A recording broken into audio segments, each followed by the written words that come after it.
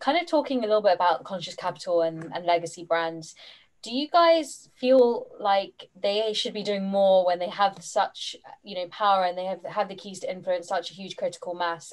And why do you think that it takes such a long time to implement these sustainable initiatives? Is it because they're just too big?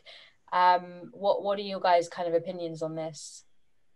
So I have quite a few opinions because I've worked in big companies, and actually one of the reasons why I left these big companies is because of this factor, right?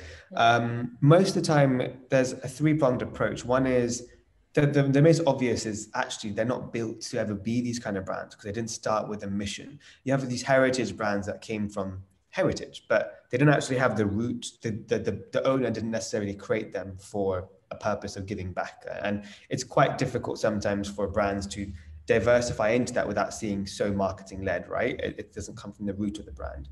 So that's one thing. And I think that's why new brands today are really exciting, because they really do have at the heart an authentic story and a reason and a why. Not all, some are about, made just for profit, but the ones that we really connect with today are those kind of brands. That's why we're all interested in these kind of new Sephora-led brands and the giants in the makeup and beauty industry that are like, all right, MAC, I've had this product for ages, but don't really connect to it anymore. There's no one I connect with. The second thing I would say is to do with the fact that it's to do with the leadership team and the in-house team. We forget that these brands are actually not the brand, that people behind it. They're like 20 people, 30 people, 40 people in this room. And if none of them really are leading the conversation, then honestly, you don't really generally have that catalyst to change.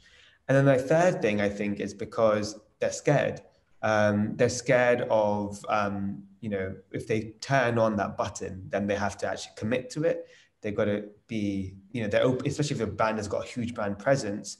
It's not a light word. And the minute you say, we're going sustainable, you'll have a lot of questions asked at you. So I think it's about, I understand, but I think if we really want to be the change we want to see, we got to combat that. We've got to be creative in ways to move forward. We've got to be hiring the right international and even younger people internally to have this kind of voice and to be listened to. And third, we've got to be fearless. We have to be now not worried about what could be, and just do it, because we need to now start really making a difference in the world. Whether you're a beauty brand, you're a race driver, whatever it is, you've got to now think about the planet as well. Yeah, definitely. It's not an option. And I think you're so right in the fact that, like, in the past, brands, they did what they did and then they dealt with the problems later. Whereas now we're like, okay, this is the problem, and let's root our entire mission around how to navigate around these problems and not create further problems for the, future generations, which is so important. Listen to more insights on the Mission Makers podcast through Apple, Spotify, and YouTube.